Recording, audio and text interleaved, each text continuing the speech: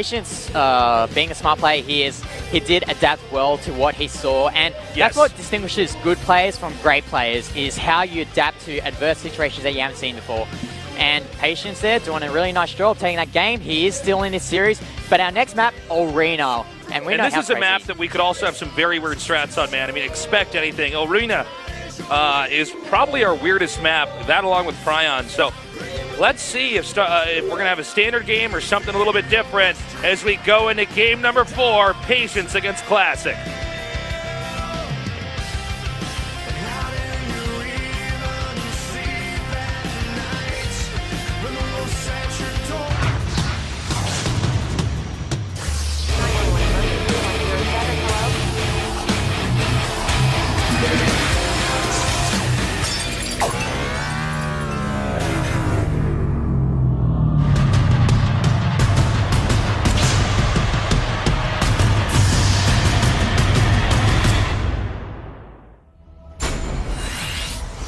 In the bottom left, brilliantly pulling it out in game number 1.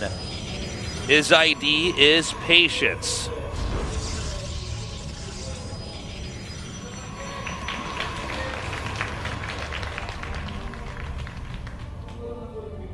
In the upper left, in the blue, a GSL Code S champion. He is Classic.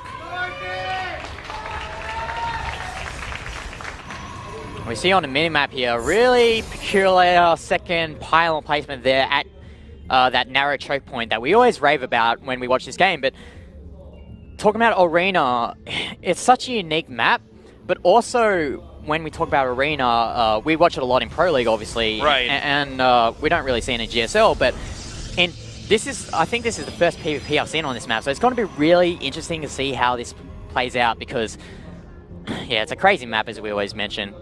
Yeah, I was about to say, this looks like it's going to be some kind of proxy. He locks out that small path, which makes it a lot tougher to get all the way around the map. And this allows Patience to pressure and punish as he sees fit. Patience probably very grateful he got to this game 4, so he can at least try some of these other strategies he's prepared. We see Classic's probe taking the long run. Now, let's not forget, Classic can also proxy here. That's completely acceptable. Yeah, so Classic just going for that Stargate tech. No surprises there with the really short air distances between these two bases. As looks like the proxy choice of Patience is just, seems like it's just got a pylon there for now. We're just got to see how that pans out for him later as we go in later in this game. Okay, he's going to actually hide a pylon, or at least hide a probe, it looks like in here. And this is pretty sneaky, man. He didn't even have to go in that far, but he actually is going to go right down there.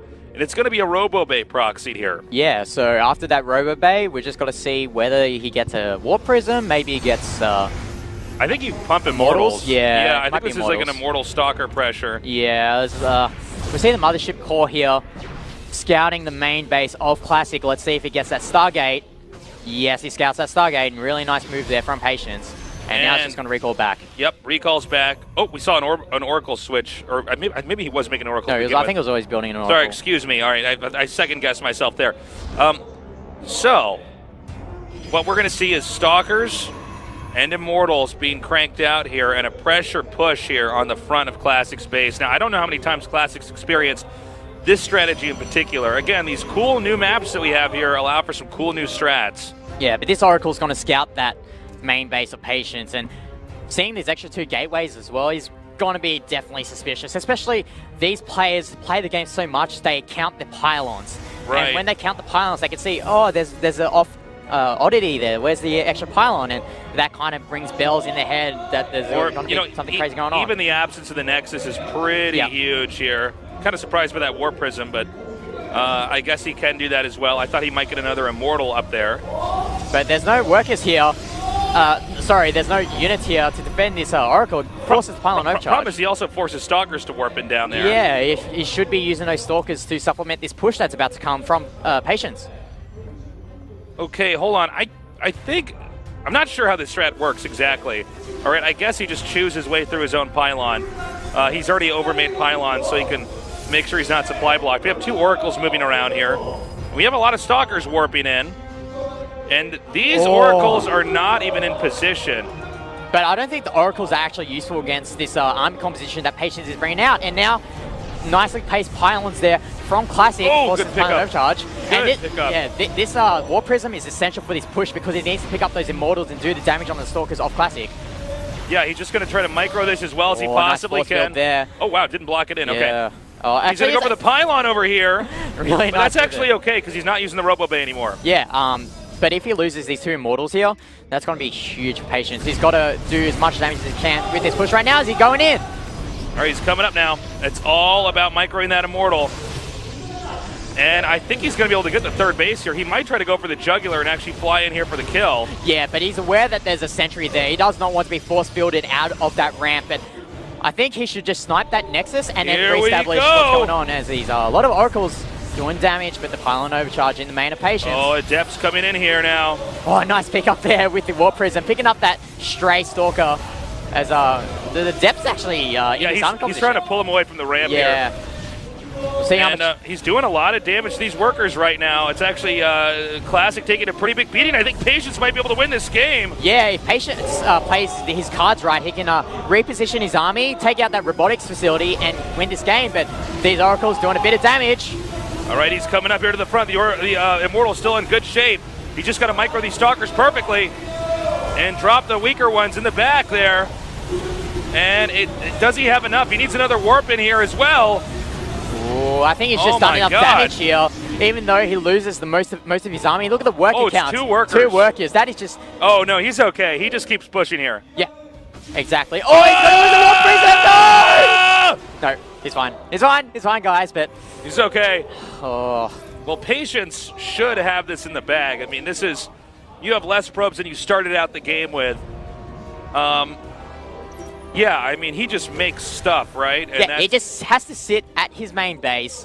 He needs that 1 sentry to force field. I think he does it right here. He gets a force field over on this area. Yeah, just force field here and he wins the game. There he goes. Yeah, picks apart the army. He's going to take out this Immortal. He's going to take out this sentry. And wow, Patience really impressive nice build, yeah. I think Classic's probably really regretting that build in game number 3. Yeah. Really well mapped out build there. You know, he does not have the best control here. I will say that. Yeah, but I think he could have done more damage there, although Classic's setup was pretty good as well. Well, okay, if there's any player in the world that could possibly win with this mini push here, it is Classic. I mean, look at the army counts right now, 22 to 17. There is that slight advantage for Patience, but you got to remember the army count does include that War Prism, so... we'll see how much damage this drop does here at the main of Classic. Well, he wants to use the Immortal to gun down the... and I think he can actually stay right outside range here, right? Yeah, we can see right now. And he's just going to do some QT micro here. Yeah, probably going to take this mothership call. He could actually just, take out that... And he gets it. He gets it. He just stays right in that spot. The army has to go all the way back over here. Yeah, and he just pops out and just zips away. And Patience is in a very comfortable position here. He's taking his expansion. He's a solid 15 or so workers ahead. And even though he's going to lose this proxy robotics, it doesn't really matter at this point. You know, it's interesting. Patience just has to stay true to his name, and he should be okay to win this game. He has so many more workers and should have such a bigger army, as well as an expansion coming up here. Robotics facility of his own. Let's keep in mind that Classic was knocked down to like 2 workers for a little bit back there. Yeah, as you see here, the... it actually forces the... pylon overcharge. I'm not sure if that was freaked out there. Yeah, he freaked out there. Definitely was not the right move there. He should have known that. There was no way he was going to fly his Warp Prism straight into the Nexus. So quite a strange move there from... Well, he was panicking that there was units inside of that Warp Prism, but we'll just have to see how much damage this drop does from Patience. Okay, he's coming up now. And, another hallucinated Warp Prism there. And, he's going to be really careful here. Oh, no! Taking damage, doesn't quite have enough stalkers. That's the second time that Warp Prism has gotten away. And he just doesn't have enough damage on the ground to actually do anything. He might push out here with the blink. Now, there's another hallucinated Warp Prism over here. This is pretty smart. And I think Patience, he's going to force a pylon overcharge there, but I don't think it's not going to matter too much. Patience needs to be careful here because he can win this. He just has to play this right. He just has to rebuild, push out, not lose the Warp Prism, and he's got this. Yeah. He has Blink, by the way, so he can actually blink on top of this army. Yeah. or he can just sit at the bottom of that ramp and just try and keep delaying that Nexus as much as possible, because he's got his own Nexus up here at his main expansion, and he's gonna get to that point where he's just gonna have an inherent economic lead. Well, that's right now. He can just do this. He can just do this and just win. That's what that inherent economic lead looks like. He's going to come over here. So many Immortals right now and Stalkers. Actually, I guess just one Immortal here. And he's making that Immortal dance. GT, Patience wins game number 2. We're going to the final match, GTR.